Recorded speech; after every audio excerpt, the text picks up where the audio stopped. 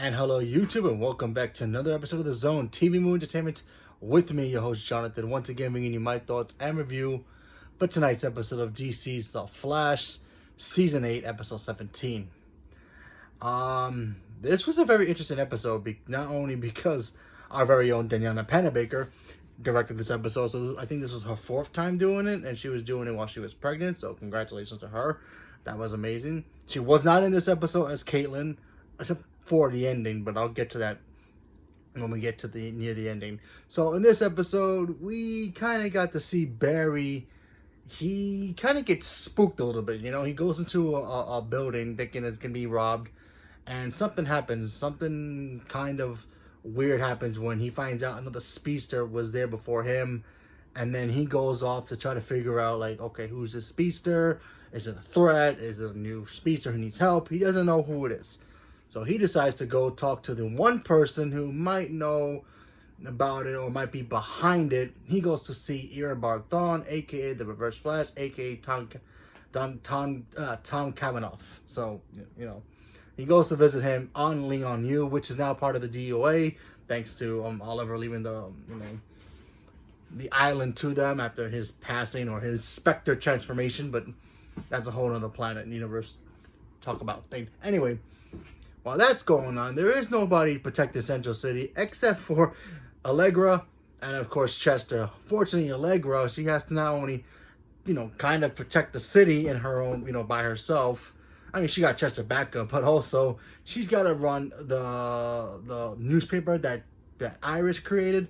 Since Iris is MIA as well, we have no idea what happened to Iris. She's still, you know, in that whole still force disease thing that she's got going on, so she's gone, but I'm pretty sure she'll come back maybe towards the end of the season. But yeah, so no Iris, no Caitlin, and barely any Barry, but still pretty interesting episode.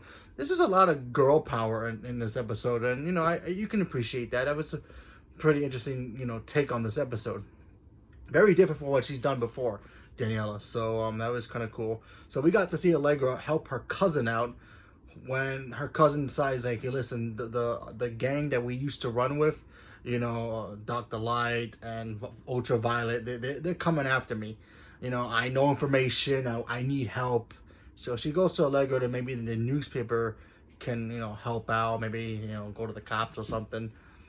She decides to help because that's her family. That's her cousin. She wants to get out of that toxic environment. You know, just like how she escaped it. Now she's, you know, doing well for herself. She runs the newspaper with Iris. Even when Iris is not there, she's kind of in charge, and of course she helps out the Flash. So, you know, she helps her out, and she's like, no, sure, no problem, I'll help you out.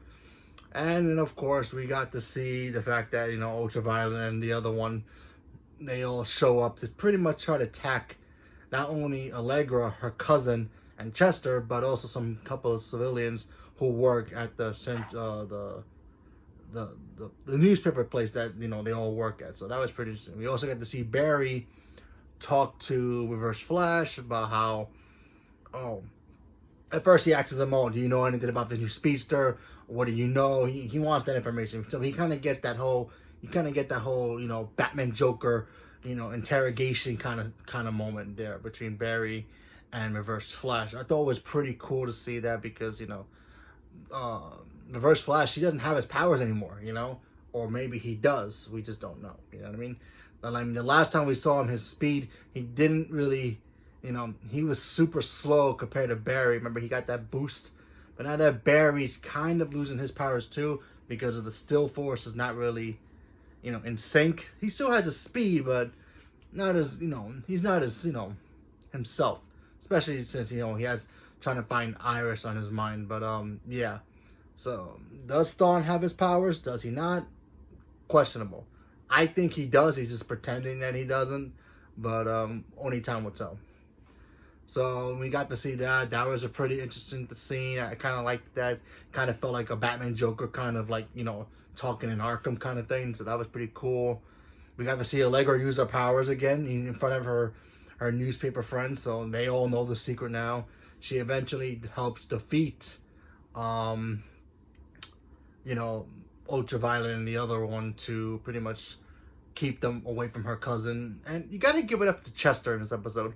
You know, some people might say, well, Chester just invents stuff. Yeah, he's inventing stuff that I don't even think even Cisco could have done. Not that, granted, I love Cisco and he's great. He's always been fun. But I think Chester's like a little over genius. Is that a word? I don't even know. Maybe he is. Maybe it is not. But you know, he's inventing stuff, and you know, oh yeah, he has like if you had a problem one week, and the enemy comes back, he's already like, oh, I got a invention for this to protect us.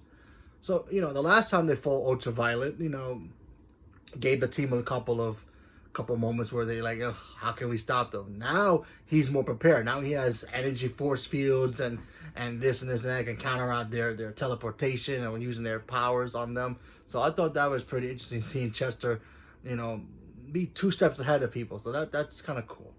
So but still, cool episode. Cool. I actually like this episode. You know, like I said, not enough Flash, but that's okay. You know, although I do wish we would have gotten more Flash, because I mean the title suggests it's called The Flash. We should have had more Barry in this episode, but you know, what can you do? I mean, the show's almost over, the season. They're gonna get one more season and that's it. You know, I think everybody deserves to be done. You know, they want to go home, do their own thing, you know, do other projects. You know, understandable, but you know, still. Of course, the ending gave us 2 big reveals.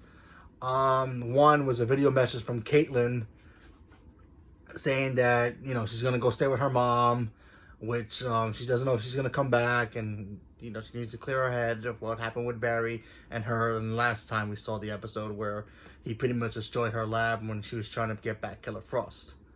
Now, obviously in real life, Daniela Pennebaker is pregnant, so she can't be around doing the show anymore. I mean, she filmed as much as she could until she got to a point in her pregnancy so she couldn't, you know, continue, which is fine.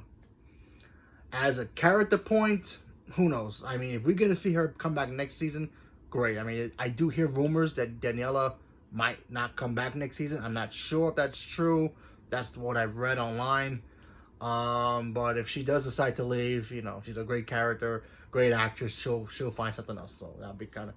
And plus, she's been around throughout all the seasons, so I'm not gonna be so disappointed if she doesn't come back next season. Even if she doesn't come back, maybe a little bit. Come on, really, come back one more time. But you know, maybe a guest appearance or something. But anyway, so Caitlin's gone. I mean, I don't know if she's coming back until next season, if you know she decides to come back, Daniela. But you know, what can you do? And hopefully we get to see Iris come back. No mentions of Iris in this episode at all. It's like they don't even like care anymore. It's kind of bizarre. And also the fact that at the end of this episode we also got another big twist, that the speedster is another scientist that, you know, develops speed, I guess. Kind of like Velocity X, but a little less, you know, long affecting. So that's interesting. She introduced herself to Barry, even though she thinks, you know, he's just a Flash, and she's, you know, he knows her real identity. So he decides, hey, let me help you out. If you wanna do good with your speed, let me help you out. Let me train you. You know, all the good stuff. But I don't know. Can you trust her? I mean, she's a very attractive woman. I don't know who the actress is, but a pretty face can be misleading. So who knows? Maybe she turns out evil at the end. I mean, next week's episode suggests that she works or Erebot Thawne from another, I don't know where. There's another Thawne present, maybe from another, you know, more part of the past or something showing up. I don't know, but interesting episode. But I think Daniela did a pretty good job with, you know, just giving this, you know, focus on certain characters, not going all over the place. So I thought she did a good job there. I do wish she would have, you know, used the Flash more, but that's okay. That's all right. You know what? What can you do? Like I said, I mean, I don't know, like, what's Grant Gustin's, like, his contract, that he has to be a part of every episode, but even though technically he's supposed to be. But other than that, giving everybody else some screen time, so that way they can feel like they're a part of the show more. Kind of cool. And, I mean, if the show's ending next season anyway with, like, 5 episodes or whatever it is, oh, well, what can you do? But still, she did a good job. You know, I I thought she did a very good job with the episode, and now we have to see what happens next. So leave a comment below. Let me know what you guys thought about this episode. And you guys still watching The Flash? I think I might be the only one still watching The Flash. I have no idea. But yeah, it's coming to an end soon. The season finale is almost here. I think it's like 3 episodes left, but we'll see. So leave a comment below. Let me know. Thank you very much, and have a good night.